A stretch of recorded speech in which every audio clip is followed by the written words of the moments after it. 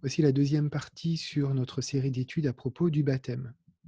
Alors, il faut savoir que le baptême n'est pas propre au christianisme. Nous le retrouvons sous différentes formes au sein d'autres cultes et d'autres religions. Dans cette scène intitulée Le baptême de Pharaon, on y voit Thoth et Horus faire une onction sur Ramsès II. Sur cette photo, vous y voyez le baptême d'un bébé dans le cadre d'une tradition hindouiste. Ici, les hindous se baignent dans le Gange pour être purifiés et libérés du cycle de la réincarnation. Parlons un moment de ce qu'on appelle les cultes à mystère. Ils étaient pratiqués dans l'Empire romain, ceux-ci ayant été largement influencés par la pensée grecque. L'auteur Jacques-Henri Prévost nous dit dans son ouvrage Le ciel, la vie, le feu, ceci. Les liturgies prenantes et colorées s'appuient sur des initiations successives qui expliquent les significations cachées des mystères. Elles sont accompagnées de baptêmes exaltants, dont les rites de mort et de résurrection marquent la progression des initiés vers le salut dans un autre monde. Dans chaque niveau initiatique, des cérémonies marquent l'entrée dans une fraternité accueillante et les rituels comportent souvent des repas en commun qui soudent la communauté. Jules Marcel Nicolle, enseignant dans des instituts bibliques pendant plusieurs décennies, a influencé avec ses cours plusieurs générations de pasteurs. Voici ce qu'il écrit dans son ouvrage Précis de doctrine chrétienne de 1983 à la page 202.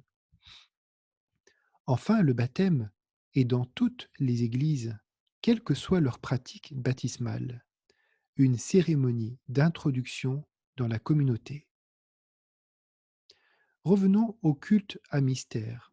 Que sont-ils exactement? Regardons ce qu'en dit l'auteur Prévost. Les cultes à mystère apparaissent progressivement dans le monde romain entre les années -300 et +400, et ils introduisent dans les croyances et pratiques religieuses antiques des concepts d'immortalité de l'âme, de salut et de résurrection, et des rituels initiatiques originaux.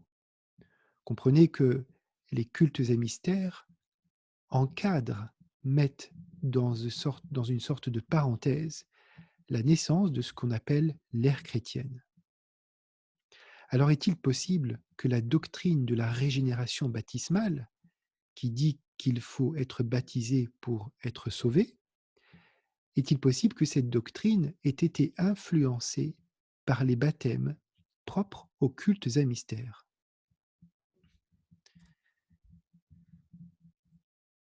Christianisme et cultes à mystère se sont côtoyés, d'abord dans les mêmes lieux, notamment autour du bassin méditerranéen, ensuite à la même époque, au début de l'ère chrétienne, enfin portés par des personnes dont les manières de vivre étaient similaires. La difficulté pour les croyants de la Nouvelle Alliance devait être de transmettre les révélations nées de l'Évangile. Premièrement, non seulement d'une langue à l'autre, et deuxièmement, d'un univers culturel à l'autre. Il s'agit alors de reprendre des notions que certains connaissaient pour partager avec eux les nouvelles convictions. Ce que l'apôtre Paul a écrit à propos du baptême dans son épître aux Romains était plus facile à comprendre pour des gens habitués aux cultes à mystère que pour nous aujourd'hui. Romains chapitre 6, verset 3. Ne savez-vous pas que beaucoup parmi nous avons été baptisés en Yaousha? Nous avons été baptisés en sa mort. C'est pourquoi nous sommes ensevelis avec lui par le baptême en la mort, afin que, comme le Messie a été ressuscité des morts par la gloire du Père, de même nous devons marcher, nous aussi, en nouveauté de vie. Les premiers croyants dans la Nouvelle Alliance étaient des Israélites, pas des Grecs. Il n'est pas impossible que la langue grecque du Nouveau Testament fût imprégnée des termes de la culture religieuse de la Grèce antique. Pourquoi me direz-vous? Car la religion, le langage et le peuple ne font qu'un en Grèce. Et les cultes à mystère ont inévitablement contribué à la formation de la langue grecque. Les termes bapto et baptizo, sur lesquels nous allons revenir, sont couramment utilisés pour remplacer leurs équivalents dans la langue hébraïque et araméenne des premiers disciples. Le Seigneur Yahusha et ses disciples connaissaient-ils les termes grecs baptizo, bapto? Le fait que les écrits du Nouveau Testament soient en grec ne signifie pas qu'ils parlaient cette langue. La transmission des paroles de Yahusha et des apôtres se fit dans l'araméen, une langue similaire à l'hébreu, et non dans le grec. Des Balkans jusqu'au sud de l'Espagne, on parlait des langues romanes, c'est-à-dire issues du latin populaire. L'araméen, lui, était la langue d'usage en Palestine au 1er siècle de notre ère. C'est la langue de la conversation populaire, tout comme la koiné, une forme de grec ancien populaire parlé dans les Balkans. L'hébreu, lui, était aussi utilisé dans la liturgie. Il est cohérent de penser que le message original du Nouveau Testament fut traduit de l'araméen en koiné, car ces deux langues étaient les plus parlées par le peuple méditerranéen au début du 1er siècle de notre ère.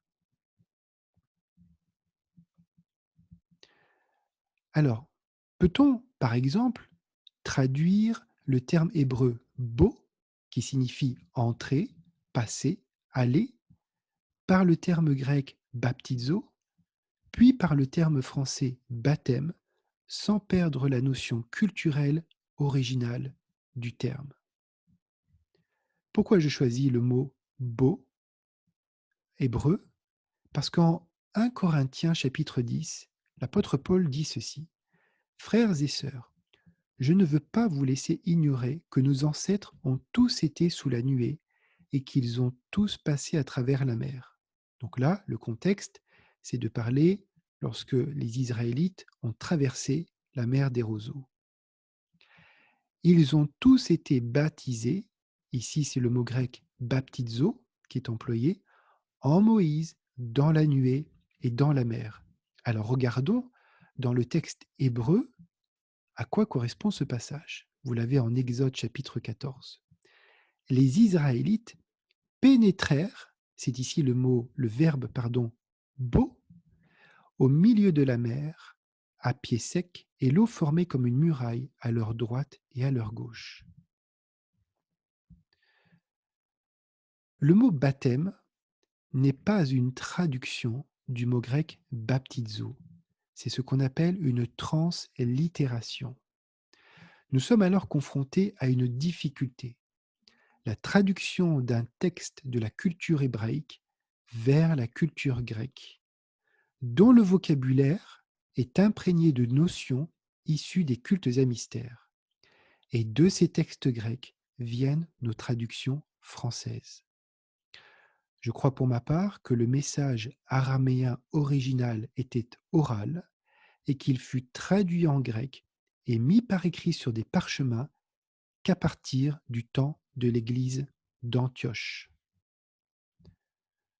Regardez en Actes chapitre 11. Ceux qui avaient été dispersés par la persécution survenue au sujet d'Étienne passèrent jusqu'en Phénicie, à Chypre et à Antioche, ne prêchant la parole à personne qu'aux Juifs, comprenez aux Judaïos, c'est-à-dire aux Judéens, seulement, c'est-à-dire aux personnes d'origine judéenne. Mais quelques-uns d'entre eux, qui étaient des hommes de Chypre et de Cyrène, lorsqu'ils arrivèrent à Antioche, parlèrent aux Grecs, prêchant le Seigneur Yahusha. De plus, en 2 Timothée chapitre 4, vous trouverez ceci: Quand tu viendras, apporte le manteau que j'ai laissé à Troas, chez Carpus, et les livres, surtout les parchemins. Bon, venons-en à la racine grecque du mot baptême. Vous trouverez ceci dans le lexique Strong, que baptême, c'est la translittération du mot grec baptizo, qui veut dire plonger, immerger, submerger, purifier, accabler. Nous reviendrons plus en détail sur les sens du mot baptizo dans une prochaine étude. Mais voici le complément d'information donné dans le lexique Strong. Le mot baptizo ne doit pas être confondu avec bapto. L'exemple le plus simple a été donné par un physicien et poète grec vers 200 avant notre ère. Il parle de la recette pour faire des conserves au vinaigre et pour ceci utilise les deux mots. Le légume doit d'abord être plongé, bapto, dans de l'eau bouillante, puis immergé, baptizo, dans le vinaigre. Les deux verbes concernent une immersion, mais la première, donc bapto, est temporaire et brève. La seconde, baptizo, est une action de longue durée, considérée comme définitive. Dans le Nouveau Testament, on trouve plus souvent la référence à notre union et notre identification à Christ qu'au passage dans l'eau du baptême. Marc 16,16, sur lequel nous reviendrons plus tard, Christ nous dit là qu'un simple accord intellectuel n'est pas suffisant. Il faut une réelle union, un réel changement, comme le légume dans le vinaigre. Vous trouverez sur Internet un article intitulé « L'onction du cornichon » de Leslie Passerino, dont le ministère a pour slogan « Oser aller plus loin avec Christ ».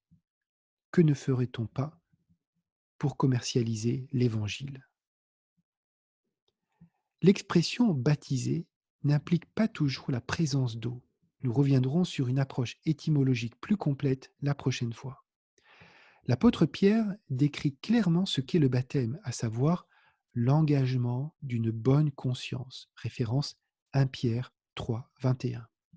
Et là, il ne parle pas d'un rituel de purification par l'eau.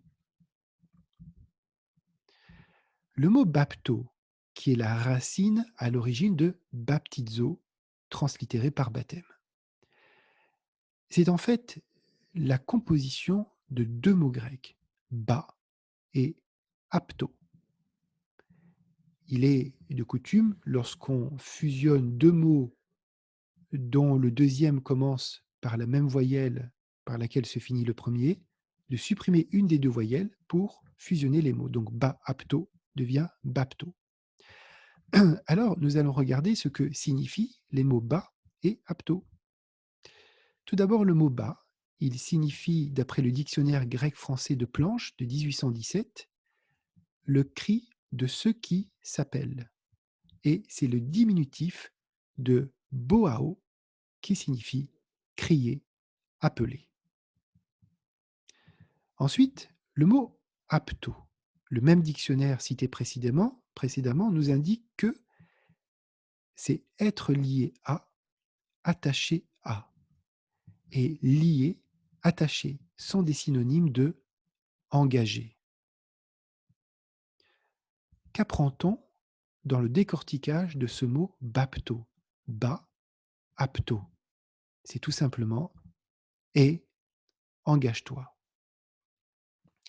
Notre Seigneur Yahusha a chargé ses disciples non de baptiser d'eau les nations, mais de les appeler à s'engager dans la foi en son sacrifice expiatoire.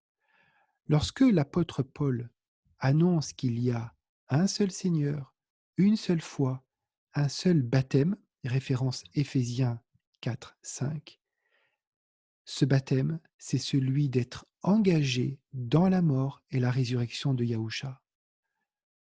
Nous allons finir cette étude en reprenant le passage en Romains 6, 3. Rappelez-vous, nous lisions ceci. Ne savez-vous pas que beaucoup parmi nous avons été baptisés en Yahusha, le Messie? Nous avons été baptisés en sa mort. Ne savez-vous pas que beaucoup parmi nous avons été appelés à nous engager pour suivre Yahusha? Nous avons été appelés à être liés à son sacrifice expiatoire.